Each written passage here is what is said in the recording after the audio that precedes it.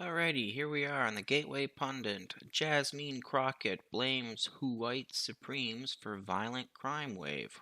Well, I'll pop in the video and take it from there. Since I now serve on judiciary, my first hearing was immigration. And I know there's a lot of propaganda that's out there. But one of the things that I made clear is that it's not immigrants that are committing all the crimes. Democrats at it again, lumping all incomers into the same migrant category. You can literally break them up into three categories.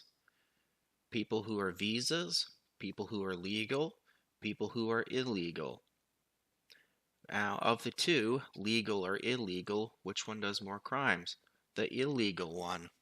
Duh, because just entering the country illegally is a crime. I get that you can find any random criminal in any race. I just want to be clear.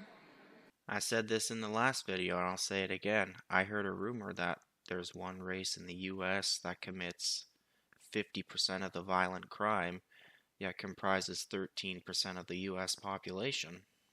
And again, that's a rumor I heard. But going out and finding one terrible situation and then taking a paintbrush and saying this applies to all of them is wrong. Let me make sure y'all got the facts. Most extreme crimes that take place in this country are committed by white supremacists. If that's true, how about you give us a link? See, what I said about that one group a little while ago, I called it a rumor because I couldn't verify it.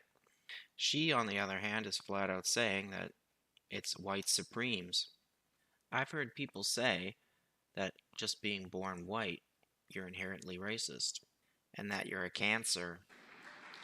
80% of extreme crimes are committed by white supremacists in this country. You know, when she says 80%, I tend to think the reverse is true. And why? It was the same leftists that said diversity is our strength. Really? Doesn't look like it to me. Another way of saying it, when Trump was president the first time, they said he would start World War III.